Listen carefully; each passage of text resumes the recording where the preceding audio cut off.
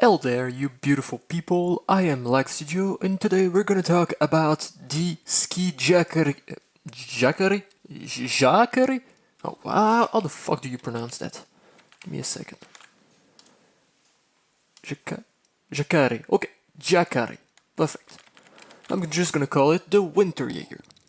Anyway, I'm Lag Studio, and today we're taking a look at one of the best uniform in Karelia, the Winter Jaeger. As we are organized people on this channel, we will proceed in order from the rifleman to the squad leader. But before doing the overview, let's start with a bit of history. Our story starts, not so greatly, in 1918. Finland just got out of a very bloody civil war and they're looking to modernize and re-equip their army. The only problem is that being a small country, Finland has very little money when it comes to military spending. Being the most elite unit, the Jaeger, who had previously served in the Prussian army during World War I, they got the best of, which was mostly bicycles in the summer, the Finnish summer, and skis in the winter, yeah. However, this was still better than nothing, and soon enough, in 1921, the 1st Bicycle Battalion was formed. In 1941, while some were motorized, a lot of them were still under bicycles and ski. They would prove to be quite an effective force capable of operation in harsh terrain and quite proficient in guerrilla warfare. Now that the history break is finished, let's start with the uniform of the rifleman. Right at the start, we notice the standard issue Stahlhelm M35 with snow on it. I must pity the soldier who would have been issued a metal helmet in the cold of the Finnish winter, but I can only admit that it looked cool as hell. The soldier can be seen, again, wearing the standard snow camouflage cover, probably over a greatcoat. The M27 bayonet can be seen holstered at the front, next to the standard M28 ammunition pouches. On the right side, we can see a metal canteen wrapped tightly in cloth, as it was common at the time. On the back, we can see a gas mask bag as well as a German-style mess kit. However, the most important part is of course the ski. Well, they cannot be used in the game, which sucks and I hate this. They would have been used to travel distance of up to 100 kilometers in a single day, or twice as much if you're on meth. Finally, on the left side lies a bag of unknown origin. Probably used to carry grenade because there isn't any other place where our riflemen here could store them. When it comes to the auto rifleman, we still see the standard snow camouflage cover. However, the Stahlhelm has finally been replaced with a nice fur hat, a great choice for the harsh climate of Finland. On the front, we see 2 SVT magazine pouches, probably captured from the enemy as Finland did not produce SVT at all. On the back, we see the standard canteen and the ski. A white gas mask bag hangs under a bedroll attached to the belt. Why is the auto rifleman the only one to have that bedroll? Well, I guess an elite soldier sometimes need to be comfortable when camping a staircase. A bag of Molotov cocktails hangs on the right side. A bit up front, the M27 bayonet can be seen even though it's unusable in game. When are you gonna give me my bayonet for my SVT? Now let's go over the assault.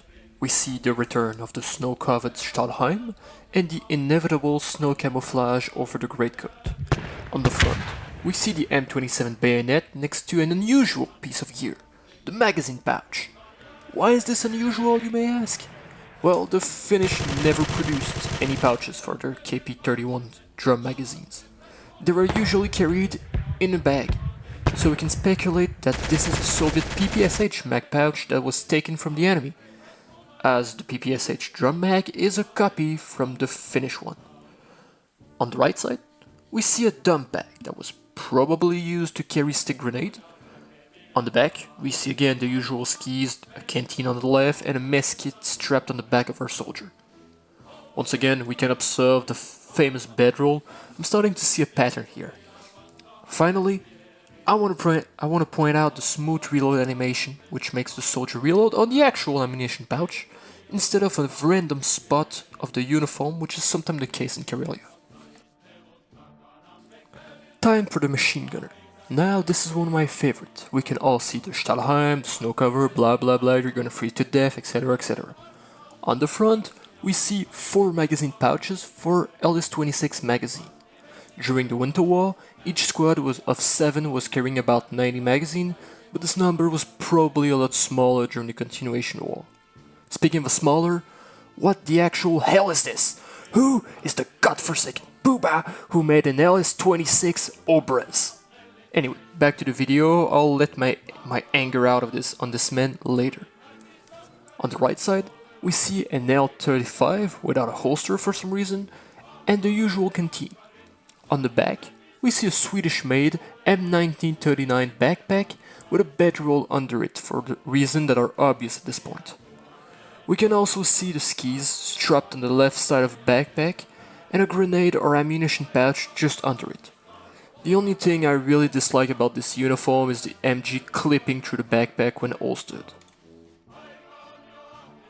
Now, let's talk about the best class in the entire game, the Sapper. We can see the return of the glorious fur hat, which is another point in favor of Sapper being superiors. On the front, we see 2 pouches of unknown origin, probably used to carry ammunition or tools. On the right side, we see an FN 1910, again without an holster. On the back, we can see the satchel, the skis, the wire cutter, and the beautiful and curvy shape of Lapio, one of the only 2 women a real man needs.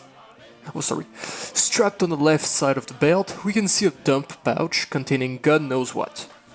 That's it for the Sapper. Now, let's talk about our favorite team killer, the Signaler. He doesn't deserve the fur hat, but he got one anyway. There's no justice in this world. Snow camo, blah blah blah, you know what I'm about to say. On the right side, you can see a pouch strapped onto a brown belt as it's usual. On the back, you see the traditional skis attached to the left side of a radio backpack, which is mostly used to call artillery on your own team. On the front, you can see 2 standard M28 ammunition pouches, which is doubled in the rifleman. A pair of binocular can be seen resting on the chest of the Signaler.